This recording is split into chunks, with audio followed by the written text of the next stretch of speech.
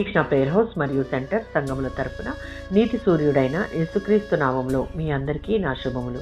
ఈరోజు దేవుని వాగ్దానం యెషయా గ్రంథం 32వ అధ్యాయం 17వ వచనం. నీతి వలన నిత్యమును నిమ్మళము నిబ్బరము కలుగును. లోకంలో సమాధానం, మనస్సులో శాంతి, హృదయంలో నెమ్మది, దేవుని పట్ల నిశ్చల విశ్వాసం ఇవి మానవ ప్రయత్నాల వల్ల రాలేవు. 85వ సంకీర్తన 10వ చరణం. కృప, సత్యం, న్యాయం, శాంతి దేవునికి చెందిన ఈ 4 లక్షణాలు యేసు ప్రభువులో ఏకమై పెనవేసుకున్నాయి. ముఖ్యంగా యేసు శిలువ దగ్గర ఇవన్నీ మిళితమై ఉన్నట్టు మనం చూడవచ్చు. మనం ఊహించగలిగినంత వరకు దేవుని కృప అత్యంత ఘనంగా అక్కడే ప్రదర్శించబడింది. అక్కడ మానవ స్వభావం గురించి, క్రీస్తు స్వభావం గురించి, తండ్రి అయిన దేవుని స్వభావం గురించినటువంటి సత్యం కళ్లకు కట్టినట్లు వెల్లడైంది.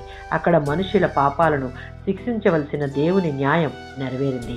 పవిత్రుడైన దేవునికి, పాపి అయిన మనిషికి మధ్య శాంతి, సమాధానం ఏ స్థాయిలో ఉందో వెల్లడి అయింది. 119వ సంకీర్తన 165వ చరణం. దేవునితో సరైన సంబంధం ఉన్నవాళ్ళు, ఆయన వాక్కు ప్రకారం నడుచుకునే వాళ్ళు మాత్రమే ఆయన ఉపదేశాలను ప్రేమించగలరు. దేవుడిచ్చే శాంతిని, నెమ్మదిని, నిబ్బరాన్ని వారు మాత్రమే అనుభవించగలరు. అలాంటి ప్రజల బ్రతుకులకు దేవుని వాక్కు అనే గొప్ప పునాదే ఆధారం. కాబట్టి ఎంతటి పడిపోయే పరిస్థితులు వచ్చినా, సాతాను కావాలని పడదోసే పరిస్థితులు వచ్చినా వారు కూలిపోరు, పడిపోరు. సరికదా, వారు నెమ్మది కలిగి ఉంటారు. రోమీయులకు రాసిన పత్రిక 5వ అధ్యాయం 1వ వచనం.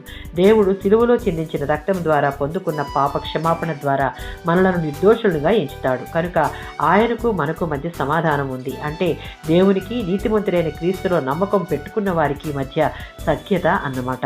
ఈ నెమ్మది, నిబ్బరం కలిగి జీవించాలి అన్న తపన ఉంటే ప్రతి విశ్వాసి దేవునికి ఇష్టలుగా జీవించాలి. ఆమేన్.